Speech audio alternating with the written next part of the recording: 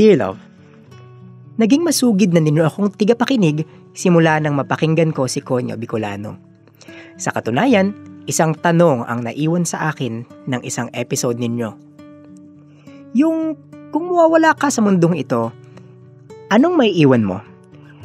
Ang tanong din na ito ang nagtulak sa akin para isulat ang aking kwento na nakasentro sa mga alaala at damdamin na naiwan sa akin ng yuma akong ex.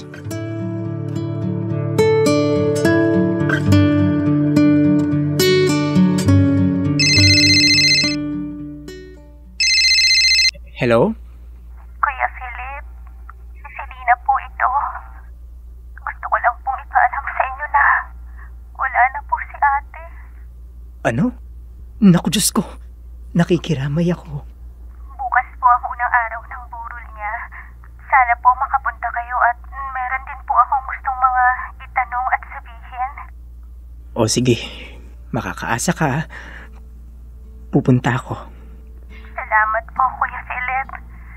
I-send ko na lang po ang address sa inyo.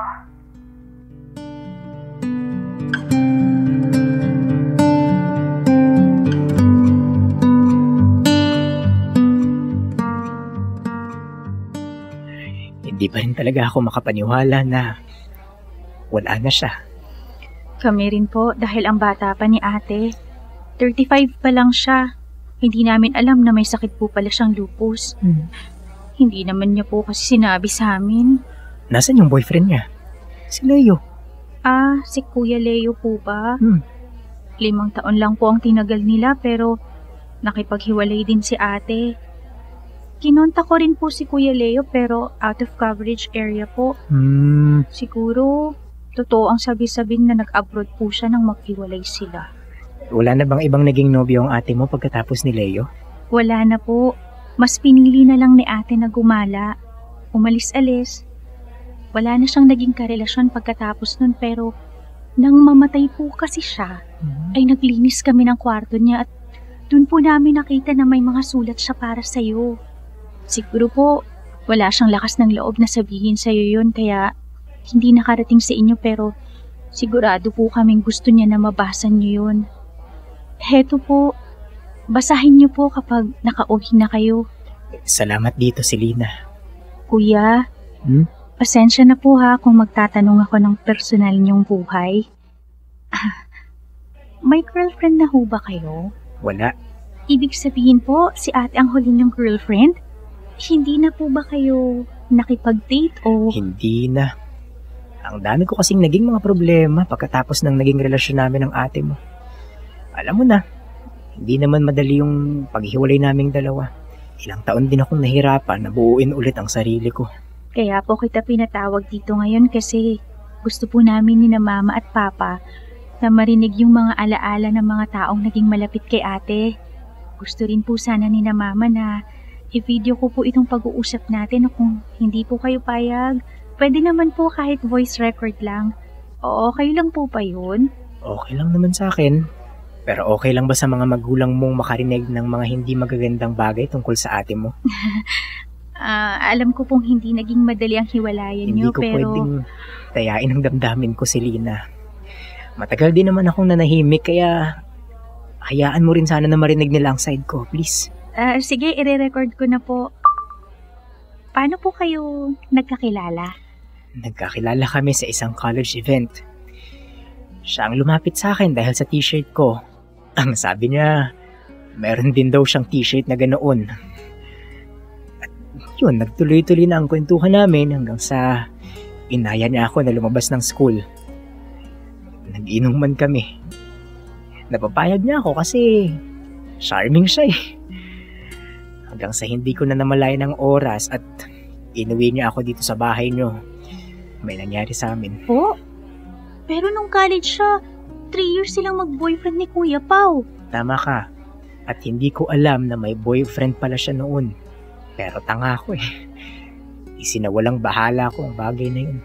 Kaya po ba nag-break sila agad at naging kayo na pagkatapos nun? Oo. Maayos naman ang relasyon namin.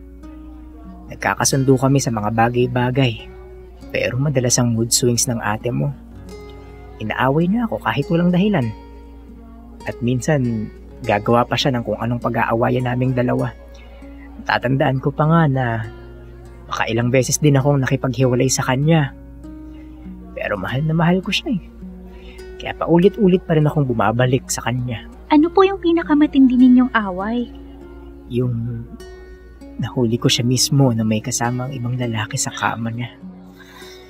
Nung una, ayaw pa niyang umamin sa akin na walang nangyari sa kanila. Sigurado po kayong totoo po? Totoo. Sabi ko naman sa'yo, di ba? Dapat handa ka sa mga maririnig mo tungkol sa ate mo. I'm sorry, kuya.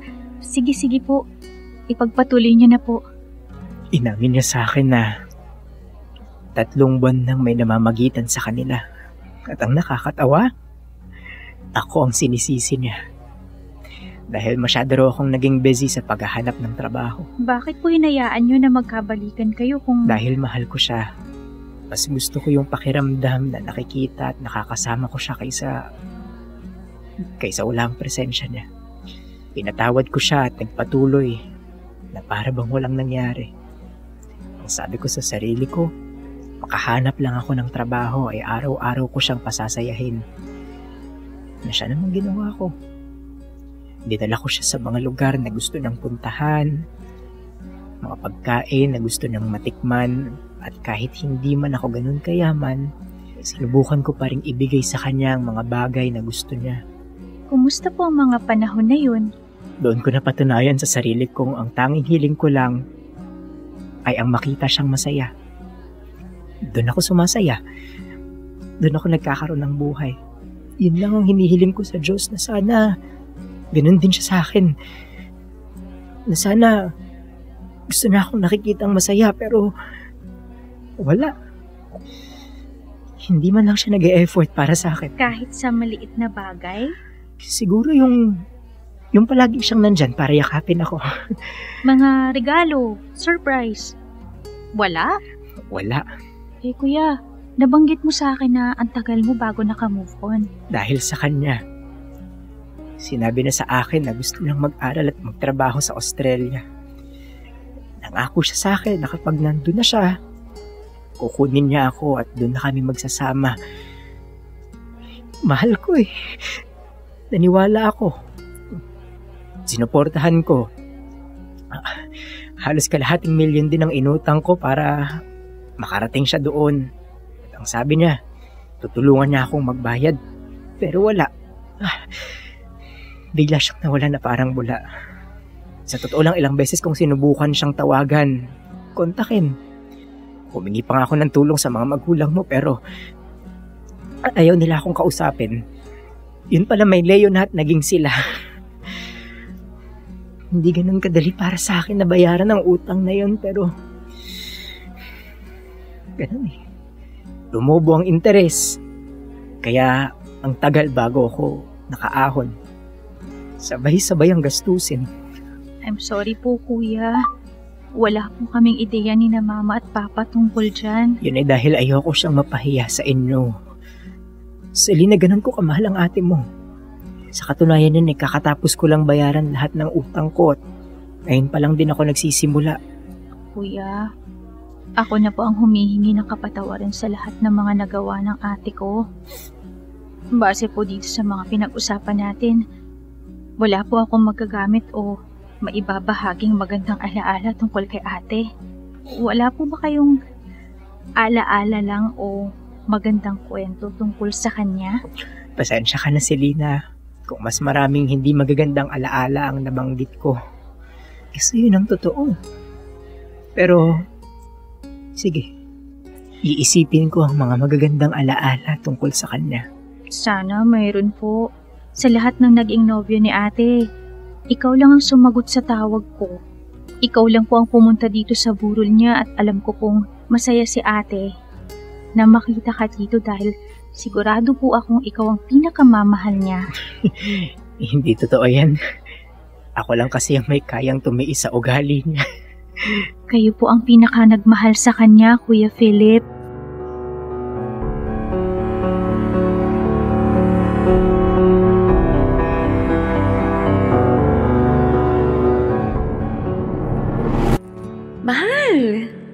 umaabot ka. Hello, mahal.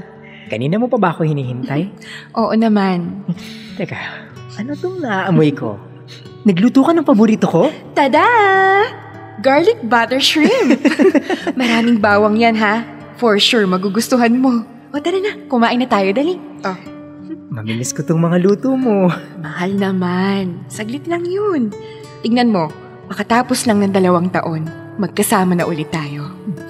Lulutuan na ulit kita ng mga paborito mo. At take note, sa Australia pa yan ha. Magkakasama na tayo sa Australia. Ang tagal naman kasi ng 2 taon na yun. Ano ka ba? Mamimiss kita ng sobra-sobra. Ikaw talaga? Lagi naman akong tatawag at mag-update sa'yo. Tayo lang 2 ang magkalayo, pero saglit lang yung 2 taon na yan, mahal. Kaya ikaw, mag-aral ka ng magluto. Baka mamaya, instant noodles at itlog lang ang kakainin mo. Palagi kang mag-iingat dun, ha? Mahal na mahal kita. Mahal na mahal din kita.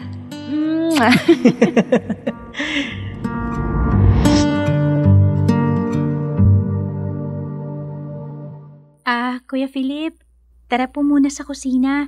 Luto na po yung hapunan. Sige. Mamaya na lang ako kakain. Selena, naalala ko na yung magandang bagay na hindi ko makakalimutan tungkol kay Cindy. Ano po yun?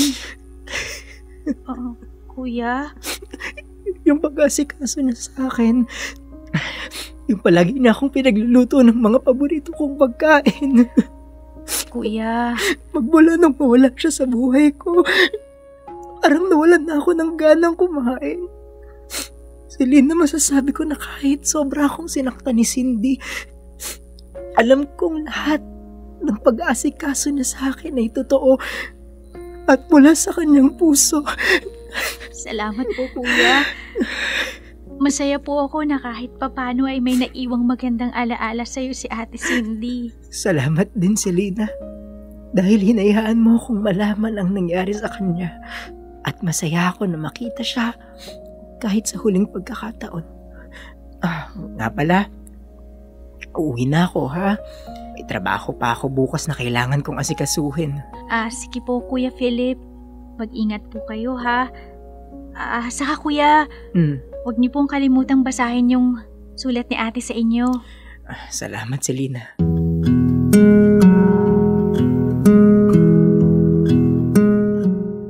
Dear Love, inaamin ko na kahit nangibabaw ang galit ko sa ex-girlfriend ko, nakaramdam pa rin ako ng matinding lungkot at pangungulila. Hindi ko akalain na muling mananariwa sa aking isipan ang masasayang alaala ng kasama ko siya. Nakakalungkot na hindi man lang siya dinalaw ng mga naging nobyo niya. Lalo pa ni Leo na alam kong pinakamamahal niya. Pinagpalit niya yun sa akin. Naalala ko na may sulat nga palang ibinigay si Selena galing kay Cindy. Kaya naman dali-dali ko itong binuksan at binasa.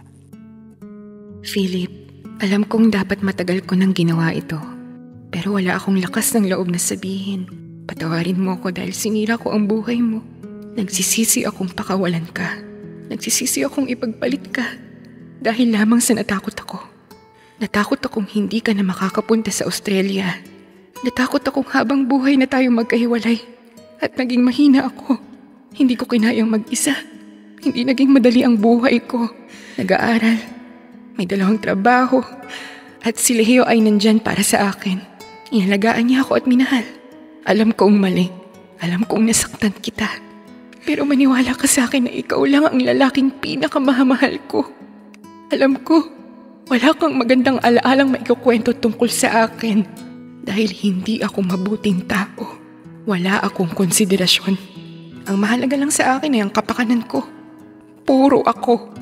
Ikaw lamang ang nagturo sa akin kung paano maging mapagparaya. Minahal mo ko ng walang kapalit. Ngunit puro pasakit lang ang isinukli ko sa'yo sa huli. Sinulat ko sa mga magulang ko na ibayad sa'yo ang makukuha ko sa insurance ko. Napakalaking halaga ang nautang ko sa'yo. 250,000. At alam kong hindi naging madali sa'yo na umahon. Kaya pakiusap, Philip. Tanggapin mo dahil gusto kong makapagsimula ka muli. dahil gusto kong humingi ng tawad sa'yo. Mahal na mahal kita.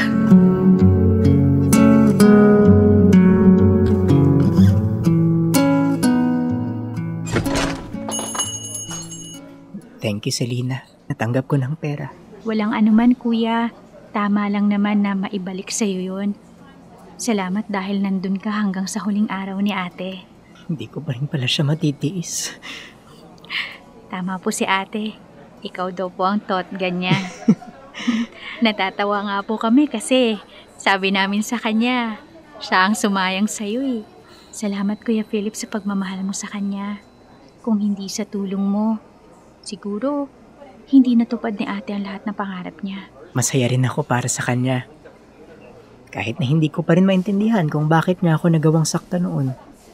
Mabuti naman at may konsensya pa siya para ibalik sa akin ang hiniram niya. Tama ka, kuya. Hindi nadadaya ang alaala. Hindi kita masisisi kung... Kaya dapat kapag nagmahal ka, magmahal ka ng tapat.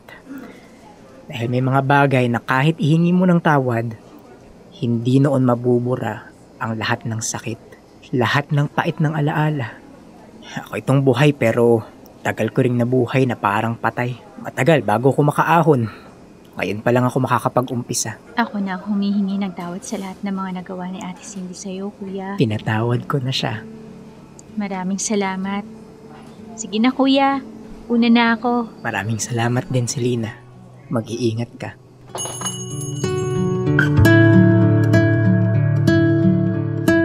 Dear love, ngayon nga na nakaahon na ako sa aking utang at isinabay pa na nabayaran na ako ng aking ex sa kanyang pagkakautang sa akin, ay lubos ako nagpapasalamat sa Diyos dahil ito na. Makakapagsimula na akong muli. Inuunti-unti kong bumangon dahil ang tagal din ng panahon na para akong paralisado. Masakit man sa aking malaman na binawian ng buhay ang babaeng pinakamamahal ko, mas masakit pa rin sa akin ang araw na iniwan niya ako. Natutuhan ko na lahat tayo ay mamamatay at magiging isang alaala na lamang. At aaminin ko, wala ako halos magandang alaala tungkol kay Cindy. At ayaw kong matulad sa kanya. Kaya't sikapin nating maging mabuti para kapag dumating ang araw na tayo ay mawala, mayroon tayong maiiwan na magandang alaala sa ating kapwa.